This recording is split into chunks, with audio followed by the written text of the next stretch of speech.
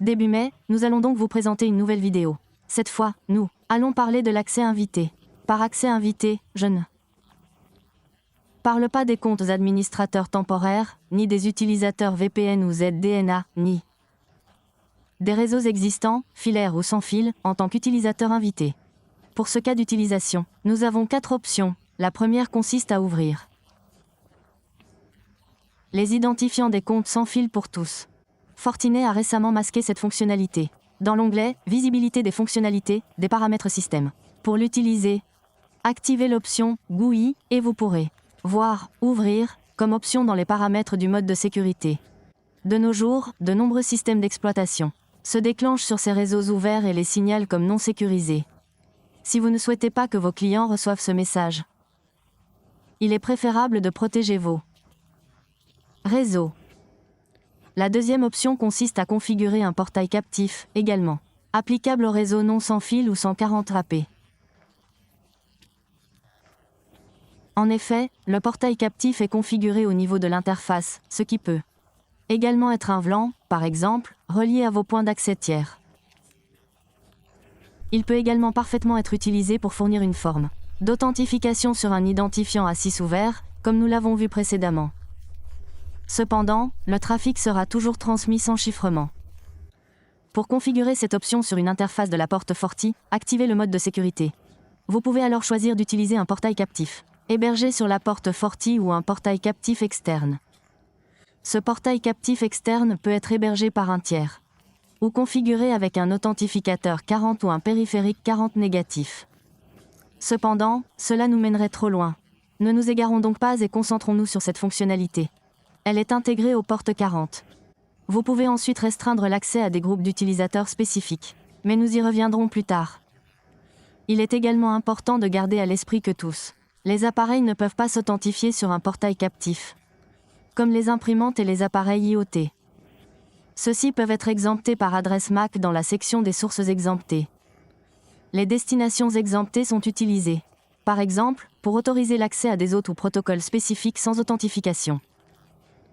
Pensez par exemple à autoriser les connexions à votre page d'accueil d'entreprise, ou à autoriser le DNS sans authentification, car cela constitue un élément de base.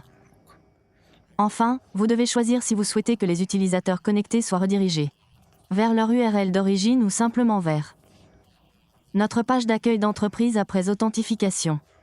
Sur un SSID, vous pouvez également configurer ce portail captif comme page d'avertissement, ou peut-être une combinaison de bateaux, grâce à cet avertissement et à toutes les autres pages de votre portail 40, vous pouvez également personnaliser. Vous pouvez donc accéder aux messages de remplacement du système. Comme les pages sont uniquement en HTML, CSS et JavaScript standard, vous pouvez les afficher comme vous le souhaitez. Ici, par exemple, nous modifions le texte par défaut et ajoutons notre propre logo. Si vous souhaitez afficher plusieurs pages de connexion différentes en fonction de l'interface, activez le remplacement groupe de messages dans l'onglet Visibilité des fonctionnalités. Cela vous permet de spécifier les messages de remplacement spécifiques à utiliser lors de l'activation d'un portail captif. Bien sûr, nous avons besoin d'un compte utilisateur pour nous connecter à notre portail captif. Il peut s'agir d'un utilisateur standard ou d'un compte invité. Ces comptes invités se trouvent dans la section « Gestion des utilisateurs et authentification des invités ». Si vous n'avez pas encore configuré de groupe d'utilisateurs invités, vous pourrez en créer depuis cet écran. Vous pourrez spécifier les informations à renseigner lors de la création de ces comptes invités. Et, en haut, activez ces groupes pour la création de comptes en masse.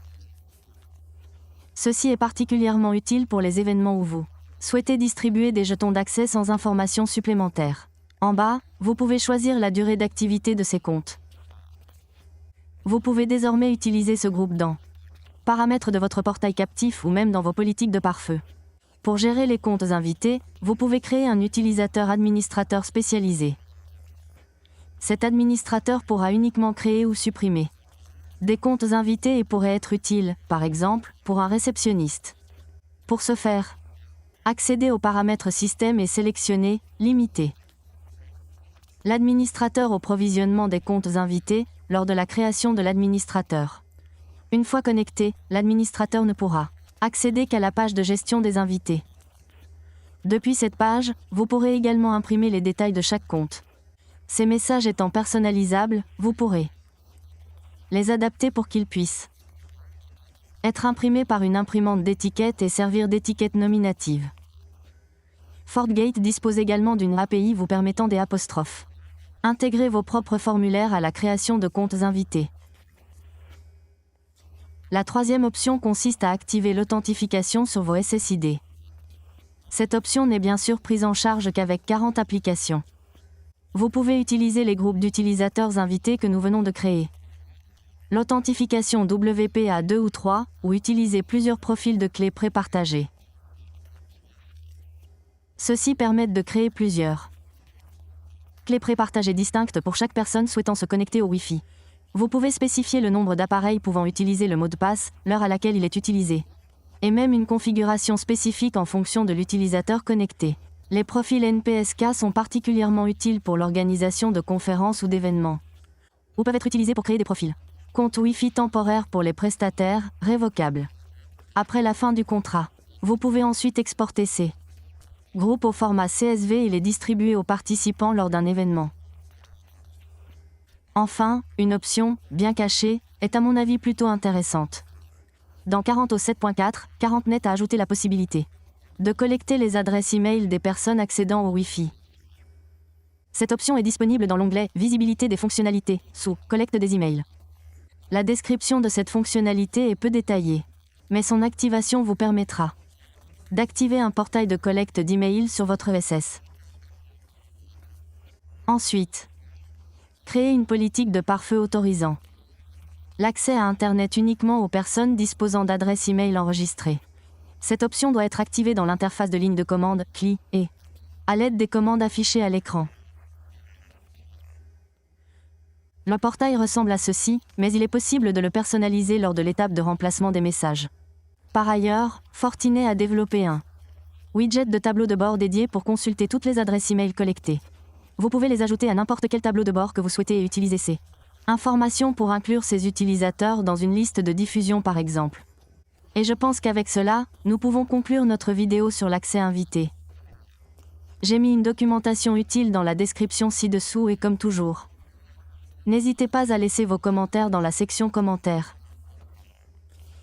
Au revoir et à la prochaine. Point.